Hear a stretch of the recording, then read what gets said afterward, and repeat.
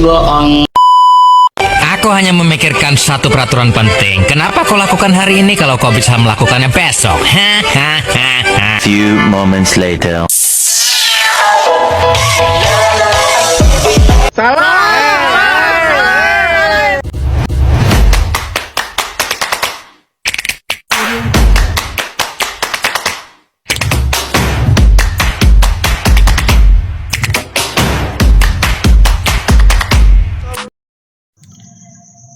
Shalom, halo teman-teman, perkenalkan nama saya Fitriani Jufebri Saputri Jakarya, biasa dipanggil Fitri.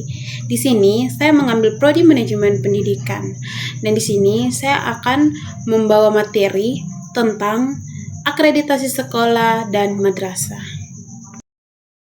Baik teman-teman, di slide pertama kita menjelaskan tentang pengertian akreditasi sekolah dan madrasah.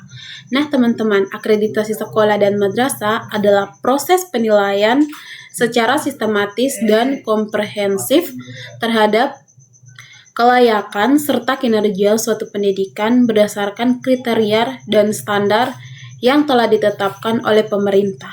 Akreditasi dilakukan oleh Badan Akreditasi Nasional Pendidikan Dasar dan Menengah atau BAN PDM untuk menentukan mutu dan kualitas layanan pendidikan pada sekolah dan madrasah.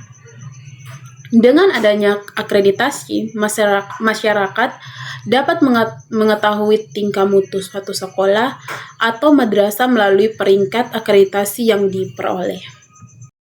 Teman-teman, di slide yang kedua, kita menjelaskan tentang tujuan akreditasi sekolah dan madrasah.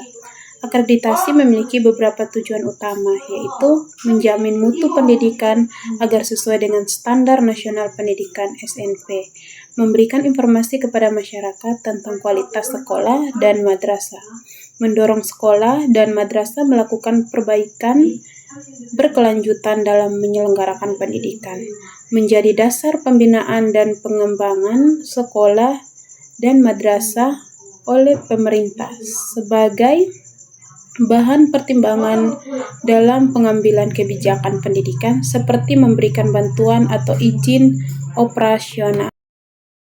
Baik teman-teman, di slide ketiga kita menjelaskan tentang fungsi akreditasi sekolah dan madrasah. Fungsi akreditasi antara lain sebagai alat pengendalian mutu pendidikan, sebagai bentuk akuntabilitas publik bahwa sekolah atau madras layak menyelenggarakan pendidikan, sebagai sarana evaluasi kinerja sekolah dan madrasah, sebagai dasar peningkatan kualitas layanan pendidikan, sebagai acuan bagi orang tua dan masyarakat dalam memilih sekolah atau madrasah. Baik, di slide yang keempat, kita menjelaskan tentang penilaian dalam akreditasi sekolah dan madrasah. Penilaian akreditasi dilakukan berdasarkan Standar Nasional Pendidikan (SNP) yang meliputi standar kompetensi lulusan, menilai hasil belajar peserta didik dari aspek sikap, pengetahuan, dan keterampilan. Standar isi, menilai kurikulum, struktur mata kuliah, mata pelajaran, dan muatan pembelajaran.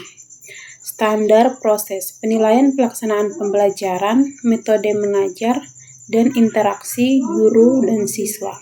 Standar pendidikan dan tenaga kependidikan, menilai kualifikasi, kompetensi, dan profesionalitas guru serta tenaga kependidikan. Standar sarana dan prasarana, menilai kelengkapan ruang kelas, laboratorium, perpustakaan, dan fasilitas pendukung. Baik teman-teman, di slide terakhir atau di slide kelima, kita menjelaskan tentang prosedur akreditasi sekolah dan madrasah. Prosedur akreditasi dilakukan melalui beberapa tahapan berikut. Yang pertama, mengajukan akreditasi. Sekolah atau madrasah mengajukan akreditasi melalui sistem daring Sispena.